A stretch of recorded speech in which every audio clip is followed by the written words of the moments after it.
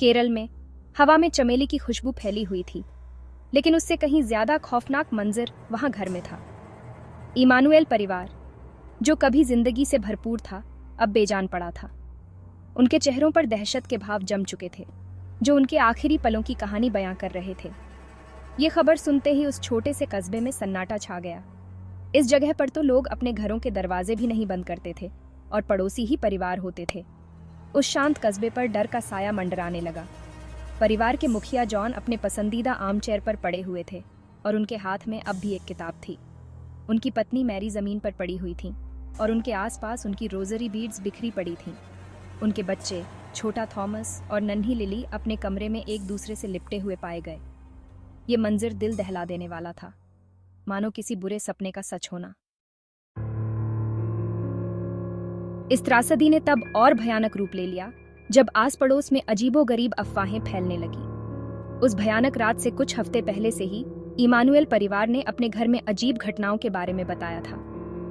बिना वजह आवाजें आना, बेअसर आवाजें और अपने आप हिलती हुई चीजें देखना उनका रोज का काम हो गया था।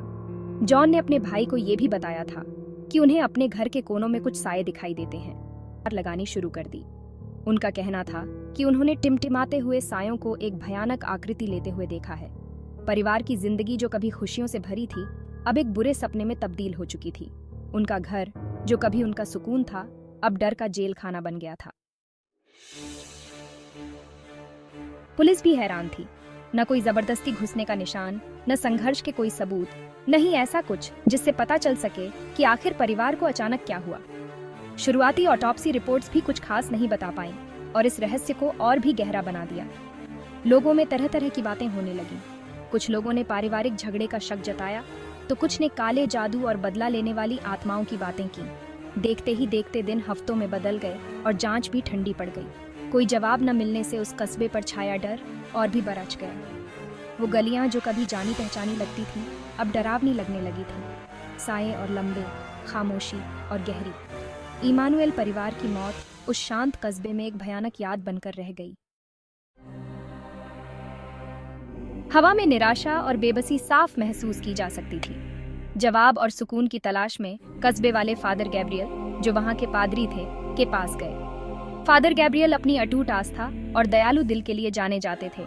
उन्होंने इमानुएल के घर को पवित्र करने के लिए हामी भर दी। अपनी आस्था और पवित्र जल से लैस होकर वो उस घर में दाखिल हुए, जो अब एक अजीब सन्नाटे में डूबा हुआ था। उन्होंने एक पवित्र अनुष्ठान किया और दिवंगत आत्माओं की शांति के लिए प्रार्थना की। जैसे ही उन्होंने प्रार्थना शुरू की, हवा भारी हो गई और घर में एक अजीब सी ठंडक फैल गई।